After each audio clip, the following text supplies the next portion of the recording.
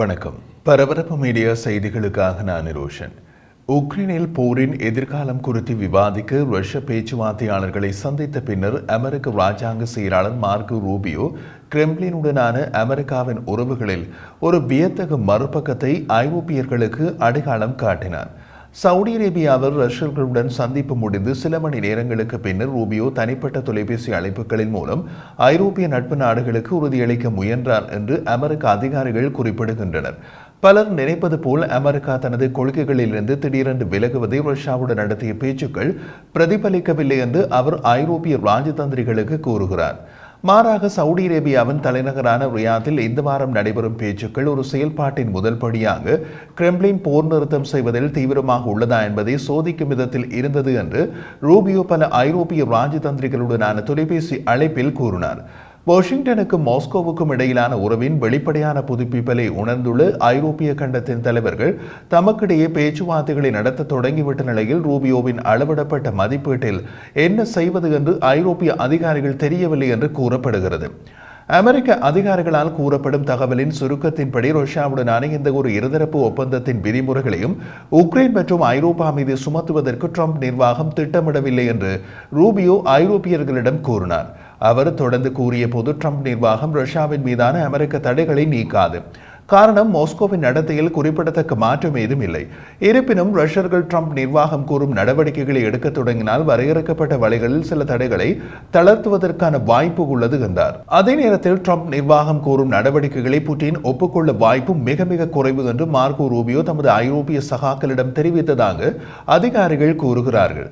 தி New York times மதிப்பாய்வு செய்த சுருக்கத்தின்படி மேற்கில் பிளவுகளை விதைக்க அல்லது சர்வதேச அரங்கில் அதன் தனிமையை எளிதாக பேச்சுவார்த்தைகளை பயன்படுத்த முயற்சிக்க கூடும் என்று ட்ரம்ப் நிர்வாகம் புரிந்து வைத்துள்ளது. அதே நேரத்தில் புட்டின் அமெரிக்காவுடன் உறவுகளை ஏற்படுத்திக் கொண்டால் புட்டின் மட்டுமல்ல அமெரிக்காவும் மேற்கிலிருந்து தனிமைப்படுத்தப்படும் அபாயம் உள்ளதை அமெரிக்க அதிகாரிகள் உணர்ந்துள்ளார்கள். காரணம், ஐரோப்பாவும் ஐரோப்பிய ஒன்றியமும் ஒற்றுமையாக உள்ளன. பிரான்சில் ஜனாதிபதி இமானுவேல் மேக்ரோன் பாரிஸில் 2வது அவசர கூட்டத்திற்கு அழைப்பு விடுத்தார். ஐரோப்பிய பாதுகாப்பை வழங்குவதில் அமெரிக்கா தனது பல தசாப்த கால பங்கை கைவிட்டுவிடும் என்று வளர்ந்து வரும் சாத்தியங்களுக்கு மத்தியில் ஒரு மூலோபாயத்தை ஐரோப்பியர்கள் செய்ய வேண்டும் என்ற முனைப்பு பல ஐரோப்பிய நாடுகளிடையே காணப்படுகிறது. அது செயல்படிவம் எடுத்தால் வருங்காலத்தில் அமெரிக்காவின் தயவு இல்லாமல் ஐரோப்பா இயங்க முடியும் என்ற நிலை ஏற்பட்டுவிடும். அது அமெரிக்காவுக்கு தான் ஆபத்தானது. காரணம், பல ஐரோப்பிய நாடுகளுக்கு சீனாவுடன் நெருக்கமாவதில் ஆர்வம் உள்ளது. போர் தொடங்குவதற்கு முன் புட்டின் பல தடவைகள் ரஷ்ய எரிவாயு மற்றும் எண்ணெய் இல்லாமல் ஐரோப்பா இயங்காது என்று கூறி வந்தார். ஆனால் இப்போது ஐரோப்பா ரஷ்ய எரிவாயு மற்றும் எண்ணெய் இல்லாமல் இயங்குகிறது. ஐரோப்பியர்களை பொறுத்தவரை பிப்ரவரி 2022 உக்ரைன் மீதான படையெடுப்பை தொடர்ந்து கிரெம்ளினை தனிமைப்படுத்த பல ஆண்டுகளில் பணியாற்றிய பின்னர் ஜனாதிபதி ட்ரம்பின் கீழ் உள்ள வெள்ளை மாளிகை அந்த நிலைப்பாட்டை புரட்டுவதாக அவர்களுக்கு தோன்றியது. ரியாத்தில் நடந்த கூட்டம் முடிவடைந்த 24 மணி நேரத்தில் ட்ரம்ப் தொடர்ச்சியான கோரிக்கைகள் மற்றும் தவறான அறிக்கைகளை வெளியிட்டார். இது ரஷ்யாவின் ஜனாதிபதி விளாடிமிர் புட்டினின் உலக கண்ணோட்டத்தை தழுவியது. அதே நேரத்தில் போருக்கு உக்ரைனை குற்றம் சாட்டினார் ட்ரம்ப். அவர் உக்ரைனின் ஜனாதிபதி வோலோடிமிர் செலன்ஸ்கியை ஒரு சர்வாதிகாரி என்று அழைத்தார். அதை ஐரோப்பிய தலைவர்கள் ரசிக்கவில்லை. காரணம், ஐரோப்பிய நாடுகள் புட்டினுக்கும் ஐரோப்பாவுக்கும் இடையில் உள்ள ஒரு தடுப்பாக உக்ரைனை கருதுகிறார்கள்.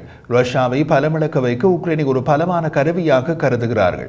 உண்மையில் உக்ரைனை ஆக்கிரமித்து போரை தொடங்கிய புட்டினை எந்த கட்டத்திலும் திரு ட்ரம்ப் விமர்சிக்கவில்லை.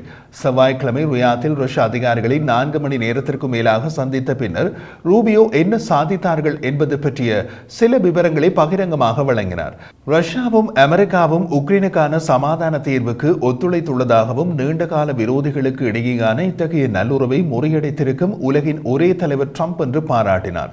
அமெரிக்க தூதுக்குழுவில் அவரது பங்காளிகளில் ஒருவரான மத்திய கிழக்குக்கான ட்ரம்பின் தூதரும் ட்ரம்பின் நீண்டகால நண்பருமான ஸ்டீவ் விட்காஃப் ரஷ்ய சந்திப்பு நேர்மறை, உற்சாகம், ஆக்கப்பூர்வமானது என்று விவரித்தார்.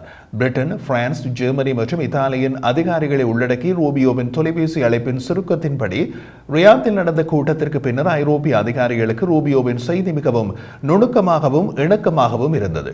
உக்ரைனியர்களும் ஐரோப்பியர்களும் ஏன் பேச்சுவார்த்தையில் சேர்க்கப்படவில்லை என்பதை விளக்குவதற்கு அழைப்பின் ஒரு பகுதி அர்ப்பணிக்கப்பட்டது.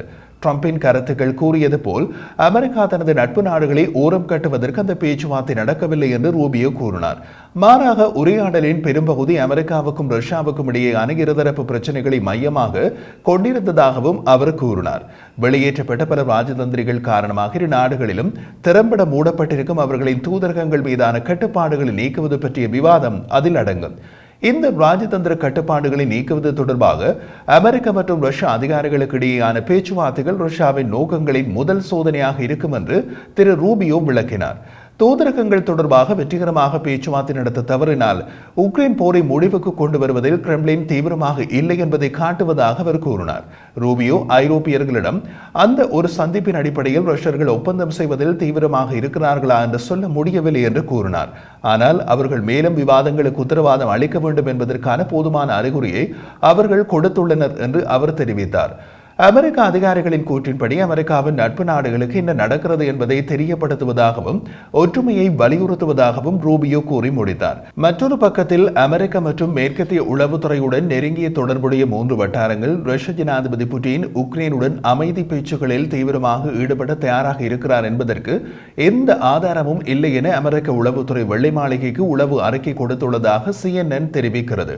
புட்டின் போரை நிறுத்த விரும்புவதாகவும் உக்ரைன் முழுவதையும் கட்டுப்படுத்த விரும்பவில்லை என்றும் ஜனாதிபதி டொனால்ட் ட்ரம்ப் கூறியிருந்தாலும் அமெரிக்கா மற்றும் மேற்கத்திய உளவுத்துறை அதிகாரிகள் புட்டின் உக்ரைனை ரஷ்யாவுக்குள் அடக்குவது அல்லது மாஸ்கோவை சார்ந்திருக்கும் சிறிய பலவீனமான உக்ரைனிய அரசை உறுதி செய்வதில் உறுதியாக இருப்பதாக நம்புகின்றனர்.